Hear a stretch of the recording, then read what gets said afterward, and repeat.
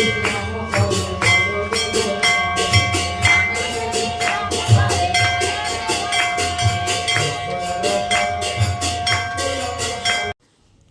সকাল, কেমন আছো বন্ধুরা?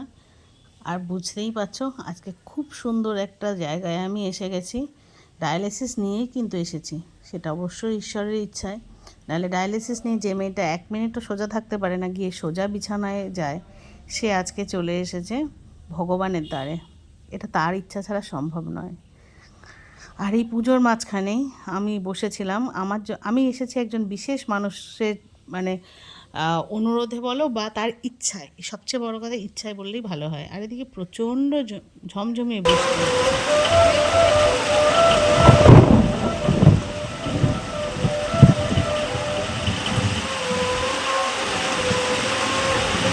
এখানে বাঁশির সুরের সাথে বৃষ্টির একটা সুন্দর পরিবেশ, কতটা যে ভালো লাগছে কি বলবো।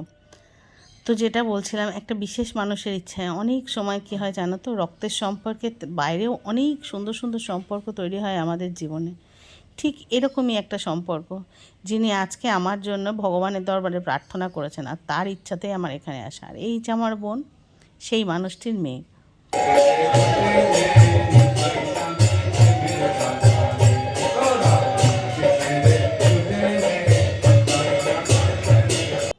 আর হ্যাঁ, এটাই তো বলা হয় না, এটা ইস্কন মন্দির। আর আজকে হচ্ছে জগন্নাথ দেবের স্নানযাত্রা।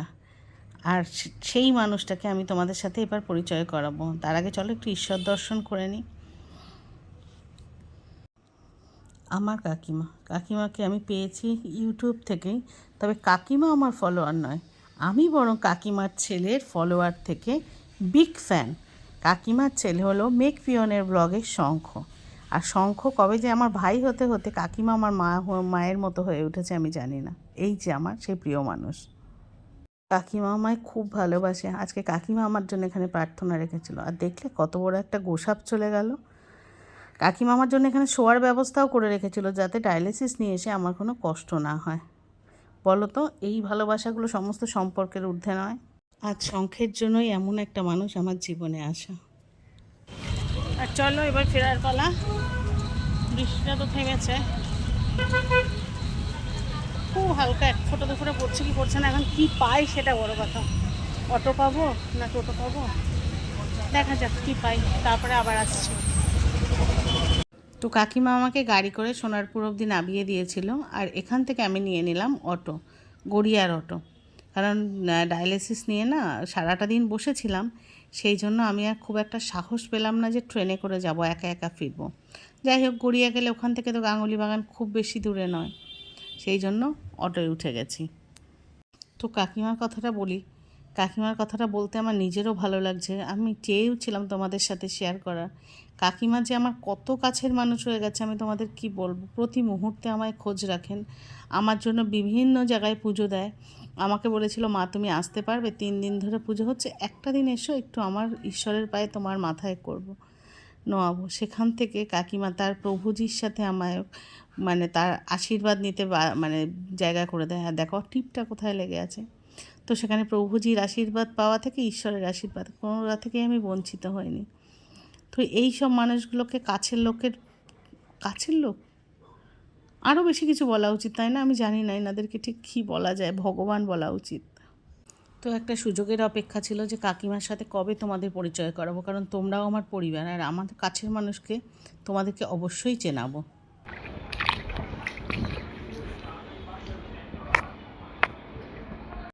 আর এদিকে দেখো বৃষ্টিতে জল জমে গেছে, আর আমি প্রসাদ নিয়ে চলেছি বাড়িতে।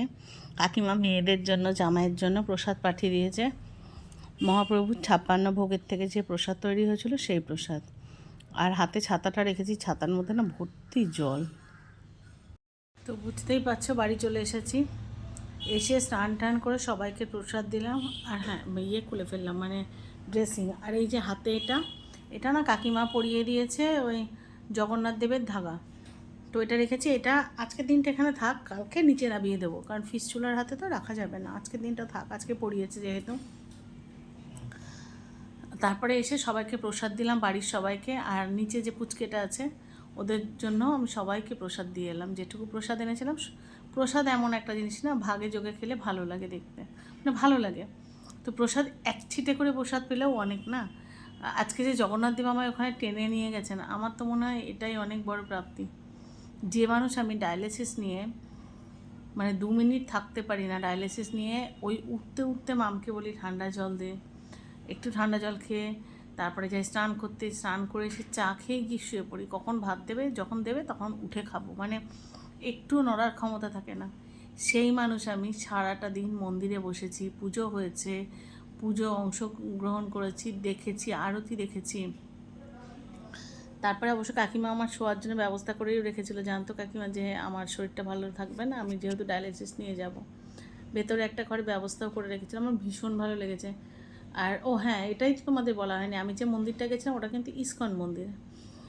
তো এরকম আমি কখনো ইস্কন মন্দিরে গিয়ে ডাইরেক্ট এত সুন্দর মানে জগন্নাথ দেবের সেবা সেবা বা রাধা গোবিন্দের সেবা আমি ইস্কন মন্দিরে গিয়ে এভাবে দেখিনি। এমনি মন্দিরে পুজো হয়েছে দেখেছি, কারণ তোমরা দেখেছো আমাদের এই আমাদের হরিসভা যেটা, এখানেও তো রাধা গোবিন্দ আছে না।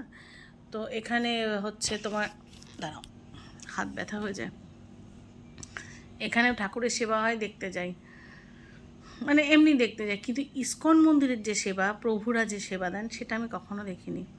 আর জানো তো, যে প্রসাদ এনেছি জগন্নাথ দেবের 56 ভোগের একদম আসল প্রসাদ, ওখানে বসে যেগুলো খেয়েছি সেটা তো ভোগের প্রসাদ, সবাইকে যেমন সবার জন্য যেমন তৈরি করে তেমন হয়েছে। আর যেটা আমার বাড়ির জন্য আমার মেয়েদের জন্য দিয়ে দিয়েছিলেন মাসিমা, একদম জগন্নাথ দেবকে যে 56 ভোগ অর্পণ করা হয়েছিল সেখান থেকে। তাই সেই প্রসাদ সবাই মিলে একটু একটু করে সবাইকে শেয়ার করার যে আনন্দটা আমি পেয়েছি না। তারপরে লুটের বাতাসা এনেছি সবাইকে। ও আর সবচেয়ে বড় কথা, কাকিমা না ওখানে আমাকে কাশী বিশ্বনাথের প্রসাদও খাইয়েছেন। তাহলে বোঝো আজকে একই দিনে আমি কতগুলো ঈশ্বরের মানে প্রসাদ পেলাম, মানে আশীর্বাদ পেলাম। প্রসাদ পাওয়া মানে তো আশীর্বাদ না, এটাই বা কম কিসের। আর আমি নিজে অবাক হয়ে যাচ্ছি, আমি ডায়ালিসিস নিয়ে গিয়ে আমি বাড়ি আসতে আসতে সন্ধ্যে 6:30 বেজে গেছে। সেই সকালে ডায়ালিসিস নিয়েছি, আর 6:30 অবধি আমি কী করে বসে থাকলাম, যে মানুষ আমি 6 মিনিট বসতে পারি না। সরি, ঘুম পেয়ে যাচ্ছে, দুপুরে ঘুমাইনি না ডায়ালিসিস নিয়ে। তারপরে এসে মাম পড়াতে চলে গেল মিঠিকে নিয়ে, মিঠি পড়া হয়ে গেছে, মিঠিকে আবার ওর বাবাকে দিয়ে পাঠিয়ে দিয়েছে, এখনও মাম ফেরেনি। আর হ্যাঁ, ওই যে লাস্ট দিনের যে ব্লগটা করেছি সেটা আর এডিট করা হয়নি। এটা ভাবলাম যেহেতু আজকে স্নান যাত্রা, তো স্নান যাত্রা আমি বিশেষ কিভাবে কাটালাম সেটা আজকে তোমাদের ছোট্ট একটা ব্লগে শেয়ার করি, যে আজকে স্নান যাত্রার দিনটা আমি কেমন কাটালাম। আর ওই মসলান্দপুরে যাওয়ার যে লাস্ট দিনের ব্লগটা কিন্তু আমার কাছে এখনও আছে, আমি কালকে পোস্ট করব। আর যেহেতু সকালে ডায়ালিসিস ছিল, তারপরে মন্দিরে গেলাম, ব্লগটা কখন এডিট করব বলো? প্রচণ্ড ঘুম পাচ্ছে বা প্রচণ্ড, তো ব্লগটা কী করে, মানে হসপিটালে বেডে শুয়ে শুয়ে অন্তত এডিট করা যায় না না, তাই ব্লগটা এডিট করা হয়নি। ওই ব্লগটা আমি কালকে দেবো। আর আজকে স্নানযাত্রার ব্লগটা আমি ভাবলাম যেহেতু স্নানযাত্রা, তাই এটা পরের দিনই দিয়ে দেওয়া উচিত। আর আজকে বাড়িতে মামি রান্না করেছিল, আর এদিকে আমার গোপালকে আর নিচের গোপাল, একসাথে দুটো গোপালকে, নিচের মানসী আর মাম মিলে ওরা সুন্দর করে চিড়ে, দই, কলা, বাতাসা, তারপরে কাঁঠাল, এই সব দিয়ে সুন্দর করে ভোগ দিয়েছিল। সেই ভোগও আছে, সেই ভোগটা আমি অল্প নিয়েছি কারণ যেহেতু ওটা কলা আছে, কিন্তু খেয়েছি, খুব সুন্দর হয়েছিল ভোগটা, খুব সুন্দর। মানে আজকে সারাটা দিন ভোগের ওপরে কাটালাম। তো এই গেল আজকে একটা খুব সুন্দর দিন, ডায়ালিসিস নেওয়া সত্ত্বেও একটা সুন্দর দিন কাটালাম। তো এবার প্রচণ্ড ক্লান্ত লাগছে, আর চোখ মুখ খুলতে পারছি না, মানে এতটাই ক্লান্ত লাগছে। খুব ছোট্ট হলো ব্লগটা। আর হ্যাঁ, আমার কাছের মানুষদের দেখে তোমার কেমন লাগলো, তোমাদের কেমন লাগলো, তোমাদের কেমন লাগলো? কিছু কিছু বিশেষ সম্পর্ক যে সব সম্পর্কের ঊর্ধ্বে উঠে যায়।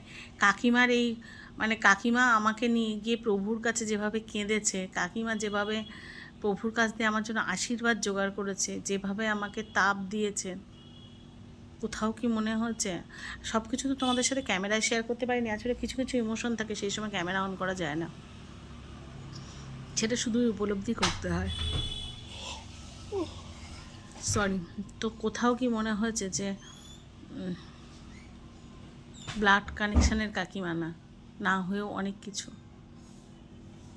আমাকে কদিন ধরে বলছো মা তুমি আসবে তো, মা তুমি আসবে তো, তোমাকে আমি একটু আমার প্রভুর চরণে ফেলি, আমার তাতেই শান্তি।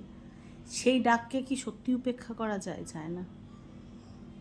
তো সত্যি কথা, আমি ইউটিউবে এসে অনেক কিছু পেয়েছি, অনেক কিছু। যাই হোক, চলো ইমোশনাল হয়ে লাভ নেই। এই ছোট্ট ব্লগটা কেমন লাগলো তোমাদের জানাতে কিন্তু ভুলো না।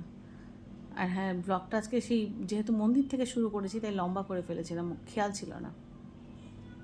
চলো, ব্লগটা একটু ভালো লেগে থাকলে লাইক কমেন্ট শেয়ারের পাশাপাশি একটা হাইপ করে দিও প্লিজ। আর নতুন বন্ধুরা আমার চ্যানেল সাবস্ক্রাইব করতে ভুলো না অবশ্যই, যদি ভালো লেগে থাকে। না ভালো লাগলে সাবস্ক্রাইব করতে বলবো না। চলো, দেখা হচ্ছে পরের ব্লগে, যদিও সেটা আগের দিনে তৈরি করা ব্লগ, কিন্তু কালকে অবশ্যই দেখা হচ্ছে। ততক্ষণের জন্য সবাইকে শুভরাত্রি।